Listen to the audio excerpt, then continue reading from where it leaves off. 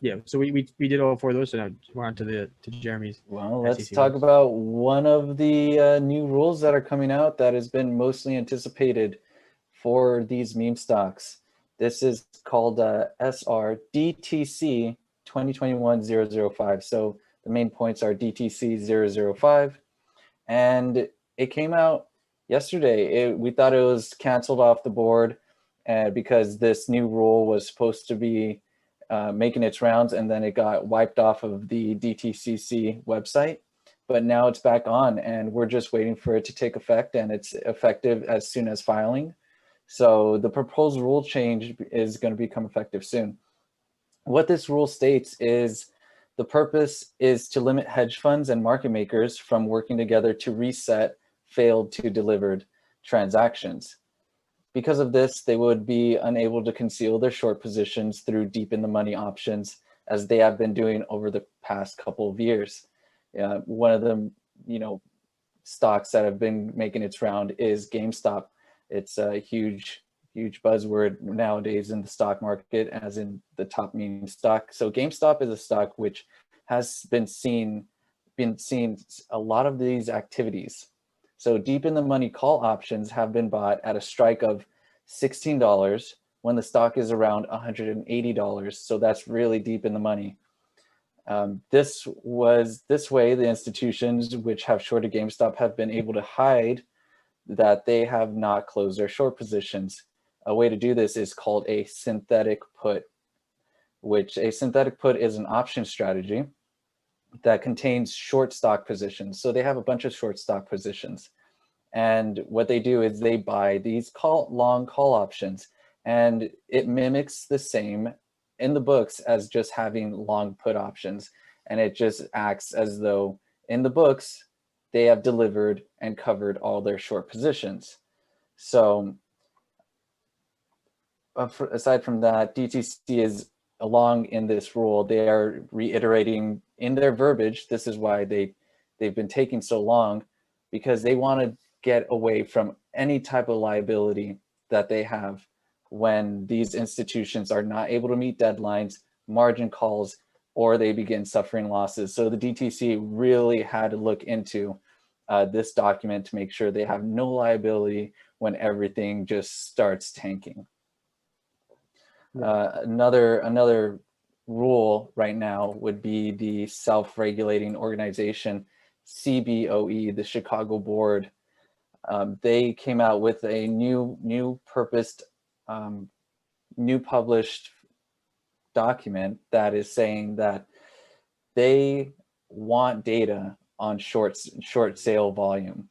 So as of right now, we don't have data until a month later in advance, and then we're able to see who's shorted the stocks and what's happening in the market. They want to have it where they have it in real time and what's going to happen. Now, something that's interesting, aside from the reverse repo rate being up again, by the way, at $520 billion, and yesterday is $502 billion, the interesting one today is Citadel. So Citadel closed their Luxembourg branch, and there is a possible correlation.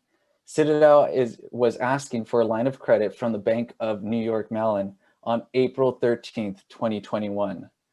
So if Citadel defaults on this, they had an agreement with the Bank of New York Mellon to seize all their assets that they put up for collateral. Well, lo and behold, what the asset that was put up for collateral was this Luxembourg location in Luxembourg. So the dissolution occurred 17 days later, April 30th, where Citadel branch in Luxembourg had to be liquidated. Now, what does that say? Well, the SEC, we know, are greedy people, and they will do anything and everything in order to keep their doors open for one more day. And we know this because in 2008, right afterwards, they got through that crisis. Kenny, I forgot his last name, Ken something, he owns Citadel. CEO, he was talking at one of his one of his investor meetings, and he was talking about what he had to do in order to keep his doors open one more day. And he said, well, we let employees go. You cut people's salaries. We even locked down our capital so investors weren't able to attain it anymore. So they are trying to do everything and anything to keep this all under wraps. And it's not surprising that right now, one of their branches just closed in April. That's interesting.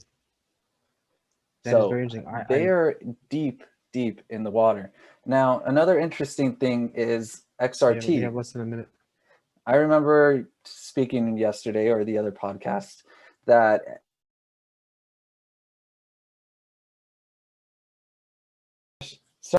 the truth. He's getting too close, man. Cut him. He's getting too close. Cut him hard. Break that dude's legs, man. Make him stop talking. I had one more minute, and I was gonna end it in one more minute, and they're we just should like, see if we can look at Zoom's books and see if we find a holding GME shorts. Like, oh, we live yet? All right. Continue. All right. So the last thing that I was saying was XRT. XRT yesterday was shorted at 178%. Today, I'm now looking at it again at etfchannel.com, and it is shorted at 189%. How the heck did they just increase short sale volume, short interest percentage by 11%?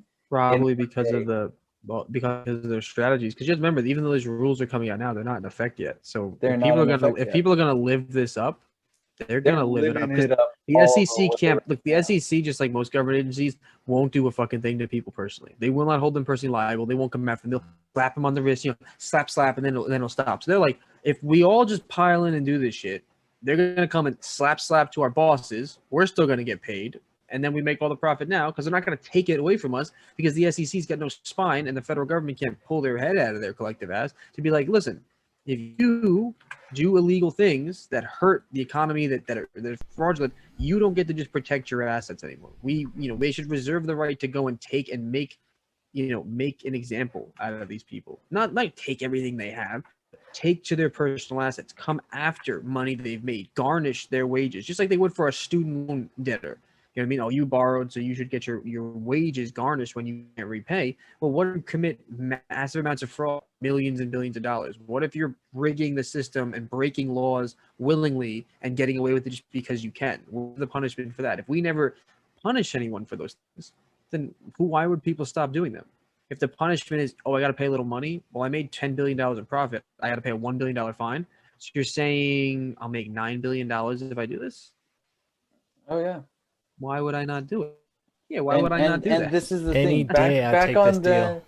Back on those synthetic put options, synthetic put strategies that they're doing, they have all these shorts. They buy deep in the money calls. Guess what? With that strategy, it's seen as a long put position. So when the stock goes down, they're still making money even with those deep in the money call options. It's absurd. Any which way, they are winning. And at this moment, it looks like they're taking a hit because Citadel and Luxembourg just got taken out. They're liquidated. That's because they defaulted on that loan from the New York Bank of Mellon, and now they're in a hole. And they're just digging themselves deeper, and they're going to do anything they can to keep their doors open one more day.